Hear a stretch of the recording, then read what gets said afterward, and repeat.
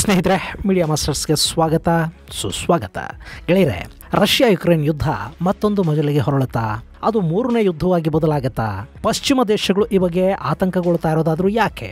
ಇಂಥ 10 ಪ್ರಶ್ನೆಗಳು ಒಟ್ಟೊಟ್ಟಿಗೆ ಹುಟ್ಟೋದಕ್ಕೆ ಕಾರಣ ಆಗ್ತಾ ಇರೋದು ಕಿಮ್ ಜಾಂಗ್ ಉನ್.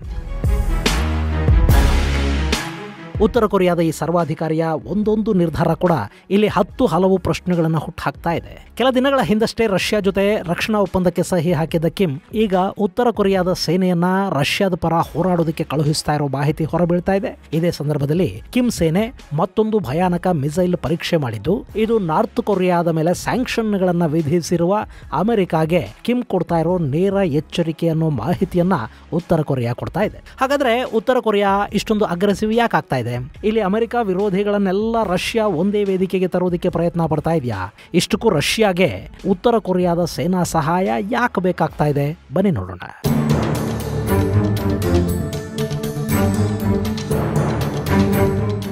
ಗೆಳೆಯರೆ, ಇಲ್ಲಿ ಉತ್ತರ ಕೊರಿಯಾದ ಸೇನೆ ಯುಕ್ರೇನ್ಗೆ ಹೋಗೋದರ ಬಗ್ಗೆ ನೋಡೋದಕ್ಕೂ ಮುನ್ನ ಕಿಮ್ ಜಾಂಗ್ ಉನ್ ಪರೀಕ್ಷೆ ಮಾಡಿರೋ ಮತ್ತೊಂದು ಭಯಾನಕ ಮಿಸೈಲ್ ಬಗ್ಗೆ ಒಂದಷ್ಟು ಮಾಹಿತಿಯನ್ನು ನೋಡ್ಬಿಡೋಣ. ಈ ಓಡಾಡೋ ಕೋಳಿ ಮೊಟ್ಟೆ ತರ ಕಾಣೋ ಕಿಮ್ಮು ಏನಾದ್ರೂ ಒಂದು ನಿರ್ಧಾರ ತಗೊಂಡ ಅಂದ್ರೆ ಅಮೆರಿಕ ಹಾಗೂ ಅದರ ಮಿತ್ರ ದೇಶಗಳ ಎದೆಯಲ್ಲಿ ಅವಲಕ್ಕಿ ಕೊಟ್ಟಿದ ಅನುಭವ ಶುರುವಾಗುತ್ತೆ.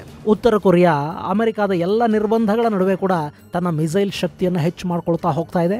ಶಕ್ತಿಶಾಲಿ ಅಣುಬಾಂಬುಗಳನ್ನು ತಯಾರು ಮಾಡಿದೆ. ಈಗ ಮತ್ತೊಂದು ಮಲ್ಟಿ ವಾರ್ ಹೆಡ್ಗಳನ್ನು ತೆಗೆದುಕೊಂಡು ಹೋಗಬಲ್ಲ ಬ್ಯಾಲಿಸ್ಟಿಕ್ ಮಿಸೈಲ್ ಪರೀಕ್ಷೆಯನ್ನ ಪ್ರಪ್ರಥಮ ಬಾರಿಗೆ ಉತ್ತರ ಕೊರಿಯಾ ಮಾಡಿದೆ. ಆ ಮಿಸೈಲ್ 2023ರಲ್ಲಿ ಪರೀಕ್ಷೆ ಮಾಡಿದ್ದ ಹ್ವಾಸಾಂಗ್ 17 ಇಂಟರ್ ಕಾಂಟಿನೆಂಟಲ್ ಬ್ಯಾಲಿಸ್ಟಿಕ್ ಮಿಸೈಲ್ಗೆ ತುಂಬಾನೇ ಹತ್ತಿರವಾಗಿದೆ ಅಂತ ಹೇಳಲಾಗ್ತಾ ಇದೆ. ಆದರೆ ಇದರ ರೇಂಜ್ ಅನ್ನ ತುಂಬಾ ಕಡಿಮೆ ಮಾಡಿರುವ ಉತ್ತರ ಕೊರಿಯಾ 170ರಿಂದ 200 ಕಿಲೋಮೀಟರ್ಗಳಿಗೆ ಸೀಮಿತ ಮಾಡಿದೆ.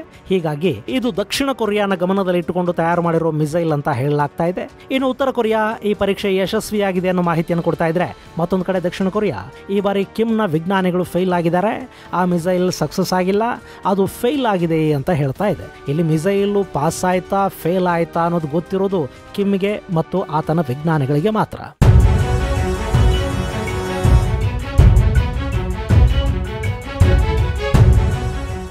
ಹೀಗೊಂದು ಕಡೆ ಮಿಸೈಲುಗಳ ಶಕ್ತಿಯನ್ನ ಹೆಚ್ಚು ಮಾಡ್ಕೊಳ್ತಾ ಇರೋ ಕಿಮ್ ಜಾಂಗ್ ಉನ್ಗೆ ಮತ್ತೊಂದು ಕಡೆ ಅಮೆರಿಕ ವಿರುದ್ಧ ರಷ್ಯಾದ ಬೆಂಬಲ ಸಿಗ್ತಾ ಇದೆ. ಕೆಲ ತಿಂಗಳ ಹಿಂದೆ ಕಿಮ್ ಜಾಂಗ್ ಉನ್ ಸ್ವತಃ ರಷ್ಯಾಗೆ ಹೋಗಿ ಪುತಿನ್ ಕೊಟ್ಟ ಆತಿಥ್ಯವನ್ನ ಸ್ವೀಕರಿಸಿ ಬಂದರು. ಆ ಬಳಿಕ ಉತ್ತರ ಕೊರಿಯಾದಿಂದ ಸಾಕಷ್ಟು ಶೆಲ್ಲುಗಳು ಹಾಗೂ ಇನ್ನಿತರ ಆಯುಧಗಳು ರಷ್ಯಾಗೆ ತಲುಪಿದ್ವು. ಇದು ರಷ್ಯಾ ಮತ್ತು ಉತ್ತರ ಕೊರಿಯಾ ಮತ್ತಷ್ಟು ಹತ್ತಿರವಾಗುವ ಹಾಗೆ ಮಾಡ್ತು. ಪುತಿನ್ ಉತ್ತರ ಕೊರಿಯಾನ ತನ್ನ ಆಪ್ತ ಮಿತ್ರ ಅಂತ ಕರೆದ್ರು. ಆ ಬಳಿಕ ಅಂದ್ರೆ ಜೂನ್ 19ರ ಸಮಯದಲ್ಲಿ ವ್ಲಾದಿಮಿರ್ ಪುತಿನ್ 24 ವರ್ಷಗಳಲ್ಲೇ ಮೊಟ್ಟ ಮೊದಲ ಬಾರಿಗೆ ಉತ್ತರ ಕೊರಿಯಾಗೆ ಬಂದರು. ಅಲ್ಲಿ ಕಿಮ್ ಜಾಂಗ್ ಉನ್ನ ಆತಿಥ್ಯವನ್ನು ಸ್ವೀಕರಿಸಿದ್ರು. ಅಷ್ಟೇ ಅಲ್ಲದೆ ಉತ್ತರ ಕೊರಿಯಾ ಮತ್ತು ರಷ್ಯಾದ ಮಧ್ಯೆ ಬಹುದೊಡ್ಡ ರಕ್ಷಣಾ ಒಪ್ಪಂದಕ್ಕೆ ಕೂಡ ಸಹಿ ಬಿತ್ತು. ಈ ಒಪ್ಪಂದದ ಪ್ರಕಾರ ಎರಡು ದೇಶಗಳು ಒಬ್ಬರನ್ನೊಬ್ಬರು ರಕ್ಷಿಸಿಕೊಳ್ಳೋದಕ್ಕೆ ಸಹಾಯ ಮಾಡಬೇಕು. ಹೇಗೆ ನ್ಯಾಟೋದಲ್ಲಿ ಒಂದು ಸದಸ್ಯ ದೇಶದ ಮೇಲೆ ಮತ್ತೊಂದು ದೇಶ ಆಕ್ರಮಣ ಮಾಡಿದ್ರೆ ಎಲ್ಲ ದೇಶಗಳು ಒಟ್ಟುಗೂಡಿ ಆಕ್ರಮಣಕಾರನ ವಿರುದ್ಧ ಯುದ್ಧಕ್ಕೆ ನಿಂತುಕೊಳ್ಳುತ್ತವೋ, ಅದೇ ತರ ಇಲ್ಲಿ ಉತ್ತರ ಕೊರಿಯಾ ಮತ್ತು ರಷ್ಯಾಗಳು ಪರಸ್ಪರ ಆಪತ್ಕಾಲದಲ್ಲಿ ಸಹಾಯ ಮಾಡಿಕೊಳ್ಬೇಕು ಅನ್ನೋ ಥರದ ಒಪ್ಪಂದವೊಂದನ್ನು ಮಾಡಿಕೊಂಡ್ವು. ಒಂದು ವೇಳೆ ಉತ್ತರ ಕೊರಿಯಾದ ಮೇಲೆ ಅಥವಾ ರಷ್ಯಾದ ಮೇಲೆ ಬೇರೆ ಯಾರಾದರೂ ದಾಳಿ ಮಾಡಿದರೆ ಪರಸ್ಪರರ ರಕ್ಷಣೆಗೆ ಎರಡೂ ದೇಶಗಳು ಬದ್ಧವಾಗಿರಬೇಕು. ಅಗತ್ಯ ಶಸ್ತ್ರಾಸ್ತ್ರಗಳನ್ನು ಪೂರೈಸಬೇಕು. ಹಾಗೆ ಅಗತ್ಯ ಬಿದ್ದರೆ ಒಂದು ದೇಶದ ಸೈನಿಕರು ಮತ್ತೊಂದು ದೇಶದ ಪರವಾಗಿ ಯುದ್ಧಕ್ಕೆ ಕೂಡ ಹೋಗಬೇಕು ಅನ್ನೋ ಒಪ್ಪಂದ ಅದು. ಇಂಥ ಒಪ್ಪಂದದಿಂದ ಸದ್ಯಕ್ಕೆ ಎರಡೂ ದೇಶಗಳಿಗೆ ಒಂದಷ್ಟು ಅನುಕೂಲಗಳಾಗ್ತಾ ಇವೆ.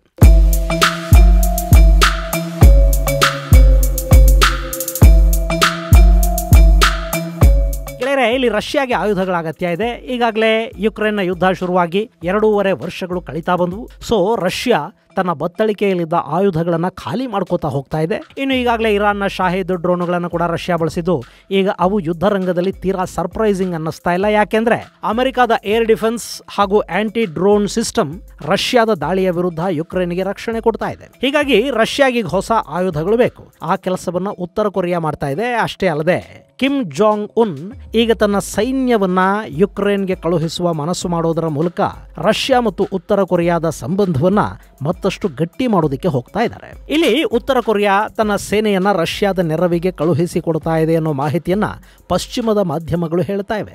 ಉತ್ತರ ಕೊರಿಯಾ ಸೇನೆಯ ಇಂಜಿನಿಯರಿಂಗ್ ವಿಭಾಗ ಕೆಲವೇ ದಿನಗಳಲ್ಲಿ ರಷ್ಯಾನ ತಲುಪಿ ಅಲ್ಲಿಂದ ಯುಕ್ರೇನ್ಗೆ ಧಾವಿಸುತ್ತೆ. ಅಲ್ಲಿ ರಷ್ಯಾ ಆಕ್ರಮಿತ ಪ್ರದೇಶಗಳಲ್ಲಿ ಈ ಸೇನೆ ತಳ ಊರೋದರ ಮೂಲಕ ಯುಕ್ರೇನ್ ವಿರುದ್ಧದ ಯುದ್ಧದಲ್ಲಿ ಭಾಗವಹಿಸಲಿದೆ ಅಂತ ಪಶ್ಚಿಮದ ಮಾಧ್ಯಮಗಳು ಹೇಳ್ತಾ ಇವೆ.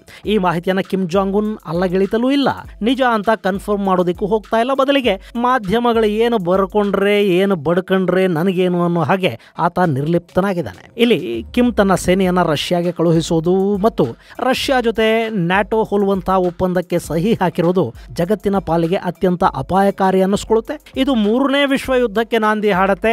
ರಷ್ಯಾದ ಬಲ ನಂಬಿಕೊಂಡು ಕಿಮ್ಮು ಅಕ್ಕಪಕ್ಕದ ದೇಶಗಳ ಮೇಲೆ ದಾಳಿ ಮಾಡಿದ್ರೆ, ಆತನ ವಿರುದ್ಧ ಅಮೆರಿಕ ಪ್ರತಿದಾಳಿಗೆ ನಿಂತರೆ, ಆಗ ರಷ್ಯಾ ಸಹಾಯಕ ಬಂದ್ರೆ 3ನೇ ಯುದ್ಧ ಗ್ಯಾರಂಟಿ ಅಂತ ಪಶ್ಚಿಮದ ಮಾಧ್ಯಮಗಳು ಹೇಳ್ತಾ ಇವೆ. ಆದರೂ ಇಲ್ಲಿ ಕಿಮ್ ಆಗ್ಲಿ ಪುತಿನ್ ಆಗ್ಲಿ ಖಂಡಿತ ದಡ್ರೂ ಅಲ್ಲ. ಅಮೆರಿಕ 3ನೇ ವಿಶ್ವ ಯುದ್ಧ ಮಾಡೋ ಮೂಡಲ್ಲೂ ಸದ್ಯಕ್ಕಿಲ್ಲ. ಜಸ್ಟ್ ಕಿಮ್ ಸೇನೆ ರಷ್ಯಾಗೆ ಹೋದ್ರೂ ಕೂಡ ಅದು ರಷ್ಯಾಗೊಂದಷ್ಟು ಶಕ್ತಿ ತುಂಬಬಹುದೇ ಹೊರತು ಮತ್ತಿನ್ನೇನು ಆಗೋದಿಲ್ಲ. ಹಾಗೆ ರಷ್ಯಾದ ಒಂದಷ್ಟು ಋಣ ಕೂಡ ಈ ಉತ್ತರ ಕೊರಿಯಾದ ಮೇಲಿದೆ. ಹೀಗಾಗಿ ಅವರು ರಷ್ಯಾಗೆ ಹತ್ತಿರ ಆಗ್ತಾ ಹೋಗ್ತಾ ಇದ್ದಾರೆ.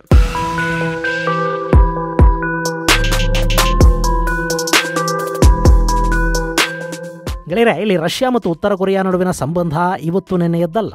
ಈ ಹಿಂದೆ ಕೊರಿಯಾ ಯುದ್ಧದ ಸಂದರ್ಭದಲ್ಲಿ ಉತ್ತರ ಕೊರಿಯಾದ ಬೆನ್ನಿಗೆ ನಿಂತದ್ದು ಅವತ್ತಿನ ಸೋವಿಯತ್. ಹಾಗೆ ದಕ್ಷಿಣ ಕೊರಿಯಾದ ಬೆಂಬಲಕ್ಕೆ ಅಮೆರಿಕ ನಿಂತಿತ್ತು. 1949ರಲ್ಲಿ ನಡೆದ ಆ ಯುದ್ಧದಲ್ಲಿ ಚೈನಾ ನೇರವಾಗಿ ಉತ್ತರ ಕೊರಿಯಾದ ಪರ ನಿಂತು ಯುದ್ಧ ಮಾಡಿತು. ಆದರೆ ಅವತ್ತು ಚೈನಾದ ಹಿಂದೆ ನಿಂತು ಉತ್ತರ ಕೊರಿಯಾಗೆ ಆಯುಧಗಳನ್ನ ಸರಬರಾಜು ಮಾಡಿದ್ದು ಸೋವಿಯತ್ ಯೂನಿಯನ್. ಅವತ್ತಿಗೆ ಸ್ಟಾಲಿನ್ಗೆ ಅಮೆರಿಕದ ಸೊಕ್ಕು ಮುರಿಯೋ ಛಲ ಇತ್ತು. ಹೀಗಾಗಿ ಸ್ಟಾಲಿನ್ ಉತ್ತರ ಕೊರಿಯಾಗೆ ಬೇಕಾದ ಎಲ್ಲ ವ್ಯವಸ್ಥೆಗಳನ್ನ ಚೈನಾದ ಮೂಲಕ ಮಾಡಿಸಿದ. ಸೊ ಆ ಯುದ್ಧದಲ್ಲಿ ಅಮೆರಿಕದ ವಿರುದ್ಧ ಉತ್ತರ ಕೊರಿಯಾ ಮೇಲ್ಗೈಯನ್ನ ಸಾಧಿಸಿತು. ಆದರೂ ಅಲ್ಲಿ 2 ದೇಶಗಳು ಹುಟ್ಟಿದ್ವು. ಉತ್ತರ ಕೊರಿಯಾ ಹಾಗೂ ದಕ್ಷಿಣ ಕೊರಿಯಾಗಳು ಬೇರೆ ಬೇರೆ ದೇಶಗಳಾಗಿ ಗುರುತಿಸಿಕೊಂಡ್ವು. ಅದಾದ ನಂತರ ಸೋವಿಯತ್ ಯೂನಿಯನ್ ಇರೋವರೆಗೆ ಉತ್ತರ ಕೊರಿಯಾ ಸೋವಿಯತ್ನ ಜೊತೆಲಿತ್ತು, ಅಮೆರಿಕನ ದ್ವೇಷಿಸ್ತಲೇ ಇತ್ತು. ಆದರೆ ಯಾವಾಗ ಸೋವಿಯತ್ ಒಡೆದು ಹೋಯ್ತೋ ಆ ನಂತರದಲ್ಲಿ ಉತ್ತರ ಕೊರಿಯಾ ಚೈನಾ ಜೊತೆ ಗುರುತಿಸ್ಕೊಳ್ತಾ ಹೋಯ್ತು. ಚೈನಾ ಕೂಡ ಉತ್ತರ ಕೊರಿಯಾದ ಗಾರ್ಡಿಯನ್ ಥರಾನೇ ವರ್ತಿಸ್ತಾ ಬಂತು.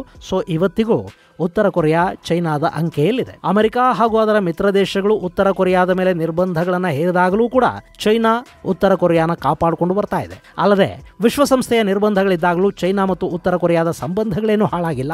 ಅದಕ್ಕೆ ಪ್ರಮುಖ ಕಾರಣ ಈ 2 ದೇಶಗಳು ಬಹಳ ಹಿಂದಿನಿಂದಲೂ ಜೊತೆಯಲ್ಲಿವೆ. 2 ದೇಶಗಳು ಕೂಡ ಅಮೆರಿಕ ವಿರೋಧಿ ಮನಸ್ಥಿತಿಯನ್ನು ಹೊಂದಿವೆ. ಹಾಗೇನೆ ಈ 2 ದೇಶಗಳು ಗಡಿಯನ್ನು ಕೂಡ ಹಂಚಿಕೊಳ್ತಾ ಇದ್ದು ಇದು ನಿರ್ಬಂಧಗಳನ್ನ ಮೀರಿ ಸಂಬಂಧವನ್ನ ಉಳಿಸ್ಕೊಳ್ಳೋದಕ್ಕೆ ಅವಕಾಶವನ್ನು ಮಾಡಿಕೊಟ್ಟಿದೆ.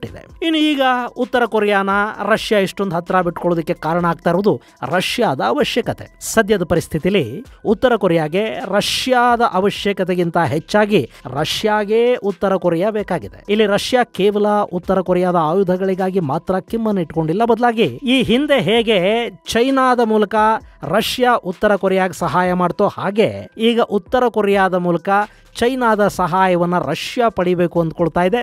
ಹೀಗಾಗಿ ಚೈನಾದಿಂದ ರಷ್ಯಾಗೆ ಬರಬೇಕಾದ ಆಯುಧಗಳನ್ನು ಕೂಡ ಉತ್ತರ ಕೊರಿಯಾ ಮೂಲಕ ತರಿಸ್ಕೊಳ್ಳೋದಕ್ಕೆ ಇಲ್ಲೊಂದು ಪ್ಲಾನ್ ಸಿದ್ಧ ಆಗಿದೆ. ಇಲ್ಲಿ ಚೈನಾ ನೇರವಾಗಿ ರಷ್ಯಾಗೆ ಆಯುಧಗಳನ್ನು ಕೊಟ್ಟರೆ ಅದು ಜಗತ್ತಿನ ಕೆಂಗಣ್ಣಿಗೆ ಗುರಿಯಾಗಬಹುದು. ಅಮೆರಿಕಾದ ಮತ್ತಷ್ಟು ನಿರ್ಬಂಧಗಳು ಚೈನಾದ ಮೇಲೆ ಬೀಳಬಹುದು. ಆದರೆ ಅದೇ ಆಯುಧಗಳು ಕಳ್ಳ ಮಾರ್ಗದ ಮೂಲಕ ಉತ್ತರ ಕೊರಿಯಾಗೆ ಬಂದು ಆ ಬಳಿಕ ಆಯುಧಗಳು ರಷ್ಯಾನ ತಲುಪಿದ್ರೆ ಅದು ಯಾರಿಗೂ ಗೊತ್ತೂ ಆಗೋದಿಲ್ಲ. ಮತ್ತು ಉತ್ತರ ಕೊರಿಯಾ ಆಯುಧಗಳನ್ನು ಕೊಟ್ಟಿದೆ ಅಂತ ಜಗತ್ತು ಭಾವಿಸುತ್ತೆ ಹೊರತು ಇಲ್ಲಿ ಕಳ್ಳಬೇಕು ಚೈನಾ ಸೈಲೆಂಟ್ ಆಗಿ ಮರೆಯಲ್ಲೇ ಇದ್ದು ಬಿಡೋದಕ್ಕೆ ಸಾಧ್ಯ ಆಗುತ್ತೆ ಅನ್ನೋ ಲೆಕ್ಕಾಚಾರ ಒಂದು ರಷ್ಯಾ ಮತ್ತು ಚೈನಾಗಳ ನಡುವೆ ಇದೆ. ಈ ಮಾಹಿತಿಯನ್ನು ಮಾರ್ಮಿಕವಾಗಿ ತಿಳಿಸಿರುವ ರಷ್ಯಾದ ನಾಯಕರು ಉತ್ತರ ಕೊರಿಯಾ ಅನ್ನೋದು ಸದ್ಯದ ಪರಿಸ್ಥಿತಿಯಲ್ಲಿ ರಷ್ಯಾಗೆ ಆಪದ್ಬಾಂಧವನ ಹಾಗೆ ಕೆಲಸ ಮಾಡುತ್ತೆ ಅಂತ ಹೇಳಿದ್ದಾರೆ.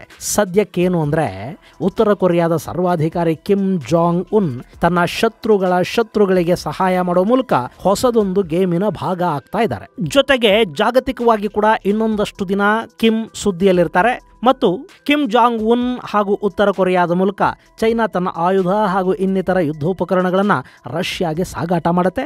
ಇದು ರಷ್ಯಾ ಹಾಗೂ ಚೈನಾ ಸಂಬಂಧಗಳನ್ನು ಕೂಡ ಮತ್ತಷ್ಟು ಗಟ್ಟಿ ಮಾಡುತ್ತೆ. ಇದು ಗೆಳೆಯರೆ ಉತ್ತರ Korea multi war head missile ಪರೀಕ್ಷೆ ಮಾಡಿರೋದರ ಜೊತೆಗೆ ಕೊರಿಯಾದ ಸೈನಿಕರು ಯುಕ್ರೇನ್ಗೆ ಹೋಗ್ತಾ ಇರೋದರ ಬಗ್ಗೆ ಒಂದಷ್ಟು ಮಾಹಿತಿ. ಮುಂದಿನ ಸಂಚಿಕೆಯಲ್ಲಿ ಮತ್ತಷ್ಟು ವಿಶೇಷಗಳ ಜೊತೆ ಮತ್ತೆ ಭೇಟಿಯಾಗೋಣ. ಅಲ್ಲಿವರೆಗೆ ಜೈ ಹಿಂದ್, ಜೈ ಕರ್ನಾಟಕ.